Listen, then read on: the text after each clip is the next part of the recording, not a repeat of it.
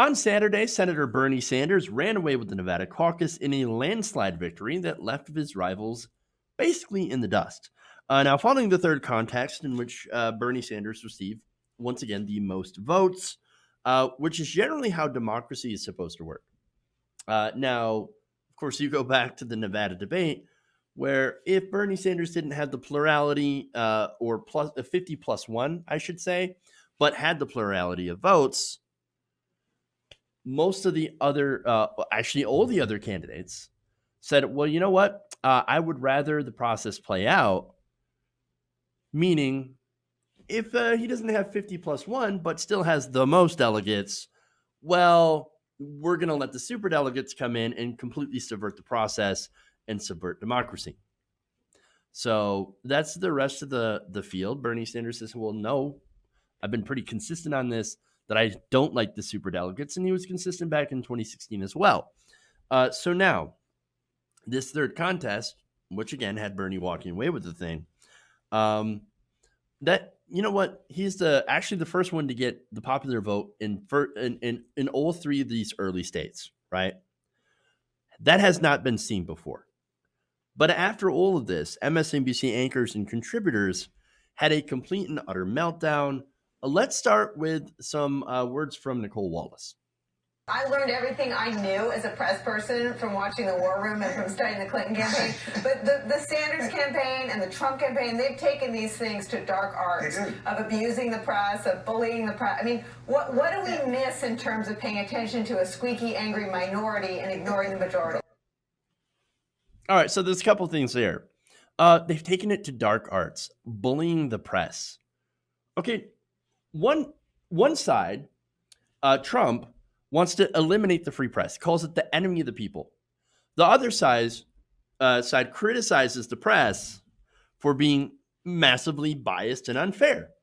So, and with good reason. Again, Washington Post, 16 negative articles in 16 hours, right?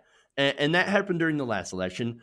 And then basically up until now, it was either the press either ignored Bernie Sanders, MSNBC specifically, or when they did talk about him, it was almost entirely negative. And so those two things, again, there is a reason while Bernie Sanders criticizes the press. It is different than Trump because Trump, again, wants to eliminate the press. What progressives want to do is make the press better and actually more fair and representative of the people. So now, again, with the black magic, right? The dark arts. No, there's no dark arts going on here. But what's worse is describing Sanders' multiracial, multi-generation coalition as a, quote, squeaky, angry minority. Are you serious? That's what you're going to call people squeaky, angry minorities. The mask is off. In fact, Saturday, all the masks were dropping off. Okay. Now, Brianna Joy Gray, Sanders' press secretary, by the way, following this, she changed her Twitter name to Squeaky Angry Minority, and a lot of people have followed suit. So it is kind of funny, but it's a lot like when they were referred to Sanders' African American supporters. They were referred to as residue by another MSNBC host. So, but no, that's the first one. We've got more Nicole Wallace. Take a look. Pretty fascinating to watch democracy decided by the draw of a card. Correct. And you may love it. Yeah. And it may terrify you. I have no idea what voters think about anything anymore. No idea what voters think about anything anymore. I'm guessing you never had any idea what voters were actually thinking. I mean, that might be one of the most telling moments on television, and it's really quick. Barely a blur, but it's really spelled out. We have no idea what the voters think. Yeah, no duh. Now, that was in reference, of course, to when Steve Kornacki was pointing out these different places where Bernie Sanders exceeded expectations, right? These are places with large numbers of culinary union workers. Now, if you remember, before the Nevada caucuses, there were the union bosses were putting out these flyers saying how terrible Medicare for all is.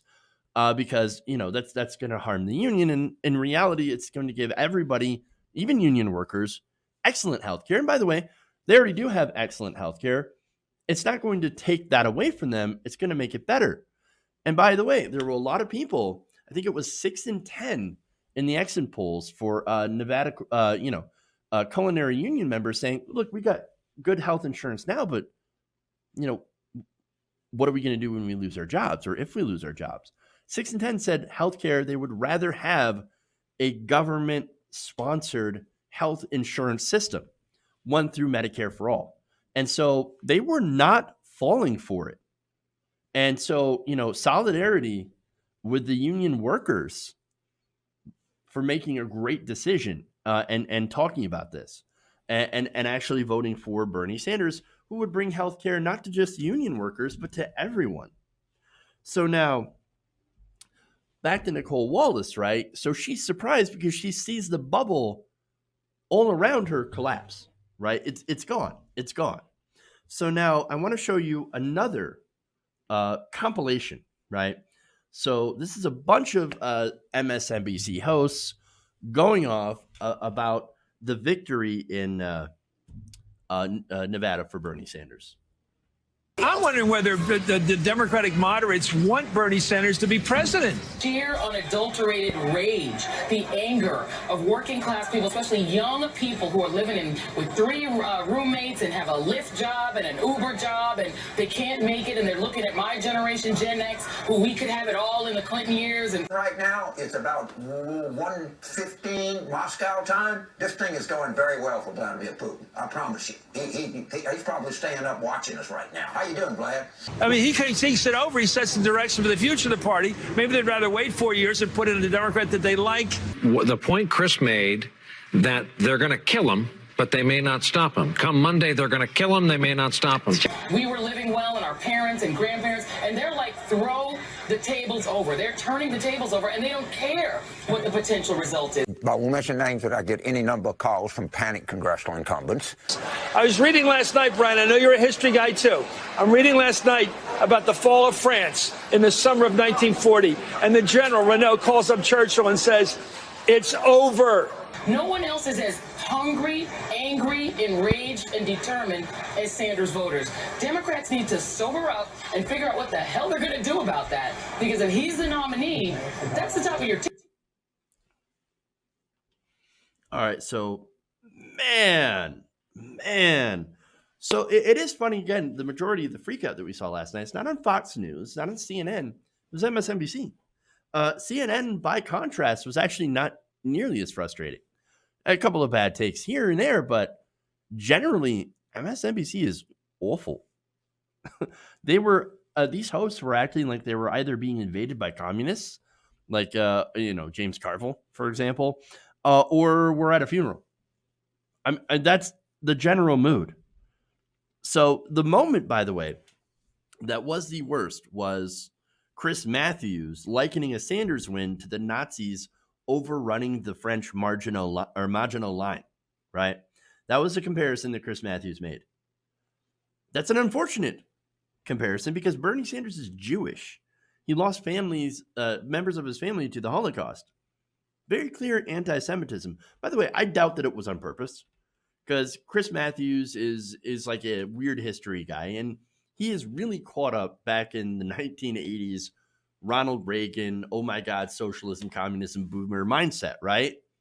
So I don't even think that registered for him, that he accidentally made that comparison. I know I'm being super kind to Chris Matthews, and believe me, it's not because I want to.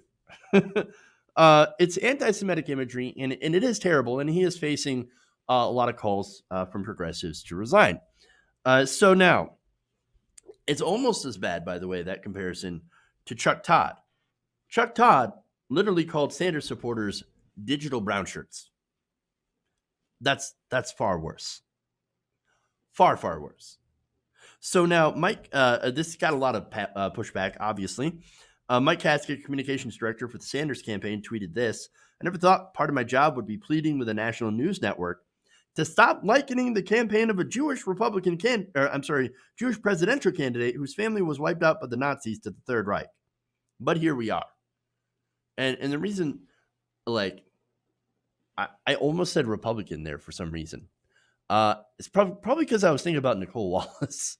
Literally, why are there Republicans in the Democratic Party telling the Democratic Party who to nominate? I noticed that, though. You got, again, Nicole Wallace.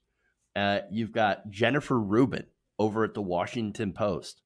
Like, why are you guys telling us who we should nominate? Rick Wilson, all the never Trumpers that are now somehow part of the resistance, right? Since they're against Donald Trump.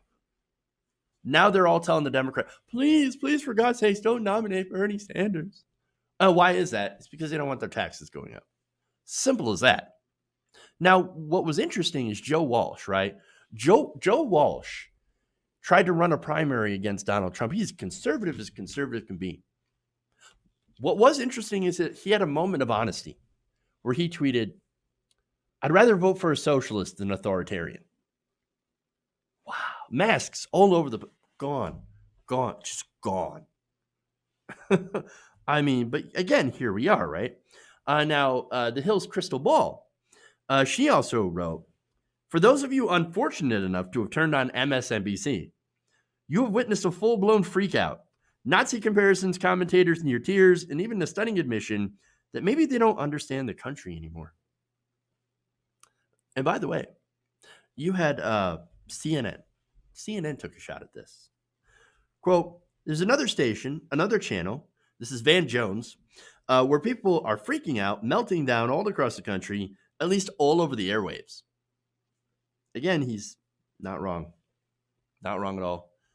And added, quote, the establishment is upset. You know what's funny? It's for a supposed liberal network, right? MSNBC has no Sanders supporters on the air. Namika Khan points this out all the time, and I got to give her credit for it. She's like, there's nobody who is progressive on MSNBC. Now, she added on by saying, hopefully now, after Nevada, and after being proven wrong so many times, as people like Chris Matthews have, as people like Joanne Reed have, as other pundits have, right? The Dr. Jason Johnsons of the world. All those people, by the way, you said Bernie Sanders was going to be out by before or right after Iowa, or maybe even before Iowa? No, didn't happen. He is the front runner. All those people still work there. Maybe they should bring out a progressive to actually, I don't know, represent progressives and to give a progressive viewpoint. You would think on liberal MSNBC that they would actually do that, but of course they don't. They don't.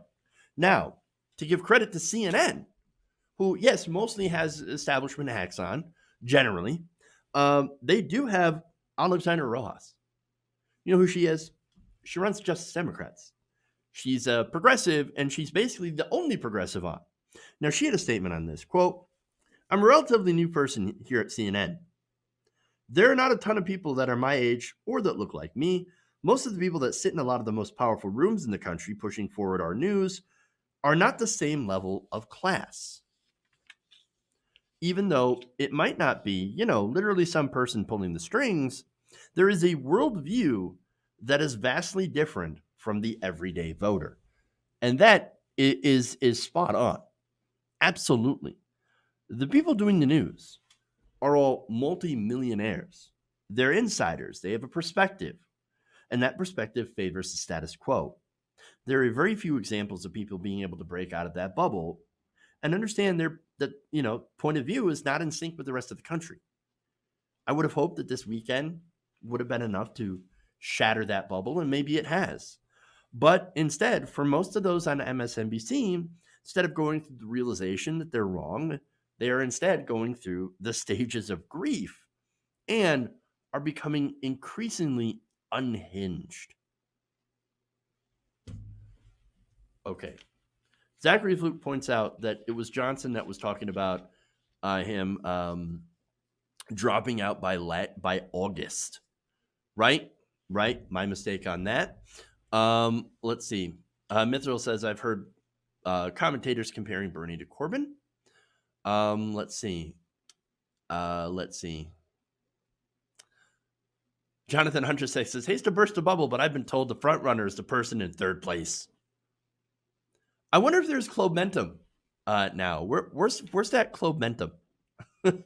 any minute now, it's going to be Amy Klobuchar's race, and then we'll see. Hey guys, hopefully you enjoyed that free video. Now I'm going to have to ask you a favor. Between the demonetization and the YouTube algorithm messing around with view counts, etc., we're having a hard time adjusting to the new YouTube reality, which is where you guys come in.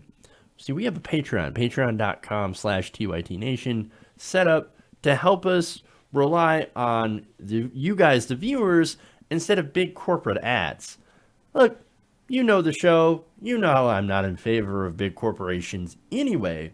So help us transition away from relying on the ad model to pay the bills and sign up to be a patron, patreon.com/TYTNation. That goes a long way to help us keep the lights on. And you guys will know that you're supporting independent progressive media.